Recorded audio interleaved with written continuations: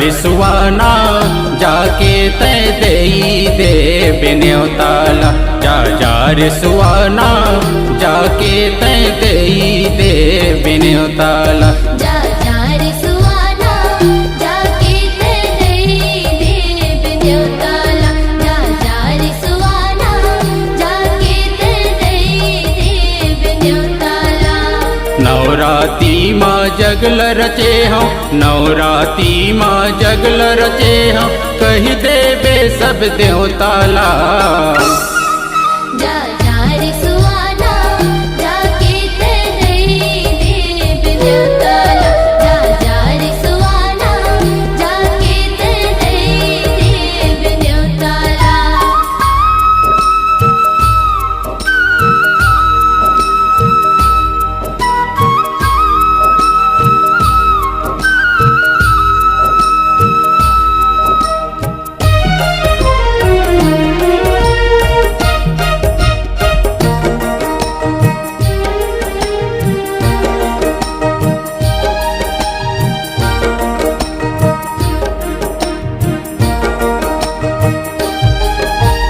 गाँव के ठाकुर देवतल कहिबे औ कहिबे बूढ़ी माइला।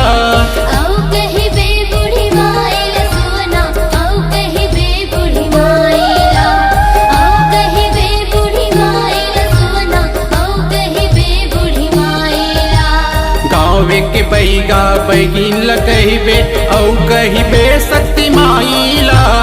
औ कहिबे शक्ति माइला सोना, औ कहिबे शक्ति माइला।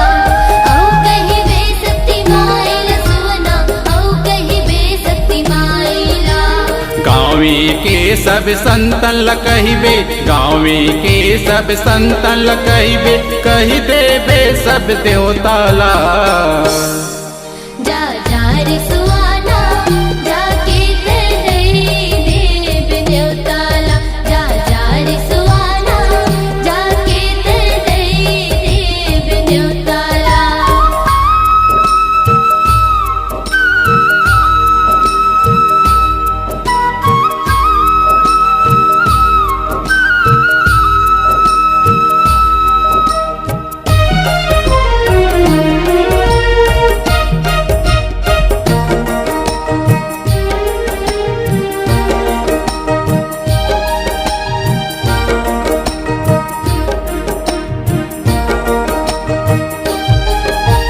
क्षीर सागर के विष्णु ल कहिबे औ लक्ष्मी महारानी ला। औ लक्ष्मी महारानी ला सोना, औ लक्ष्मी महारानी ला। औ लक्ष्मी महारानी ला सोना, औ लक्ष्मी महारानी ला। श्री भोला कैलासी ल कहिबे औ गिरिजा माँ भवानी ला। औ गिरिजा माँ भवानी ला सोना, औ गिरिजा माँ भवानी ला। औ गिरिजा माँ भवानी ला सोना, औ गिरिजा माँ भवानी ला। ब्रह्मलोक के ब्रह्म ल कहिबे, ब्रह्मलोक के ब्रह्म ल कहिबे, कही देवे सब देवताला। जा रिसवाना जाके तै देई दे बिन्योताला। जा रिसवाना जाके तै देई दे बिन्योताला।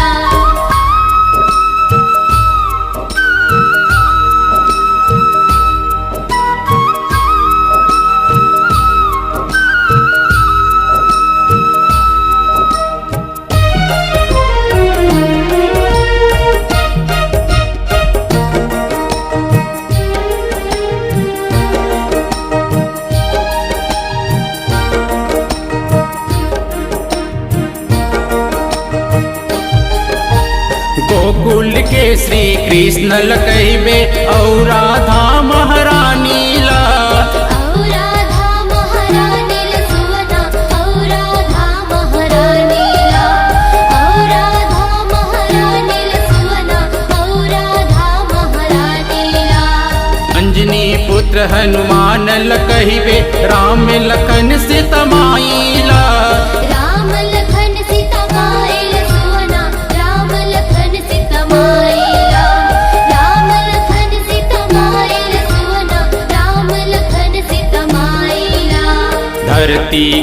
सब जीवला कहिबे, धरती के सब जीवला कहिबे, कही देबे सब देवताला। जा जा रे सुहाना जाके ते देव देवताला, जा जा रे सुहाना जाके ते देव देवताला। नवराती माँ जगल रचे हम, नवराती माँ जगल रचे हम, कही देबे सब देवताला। जा जा रे सुहाना जाके ते देव देवताला, जा जा रे सुहाना जाके ते देव न्योताला।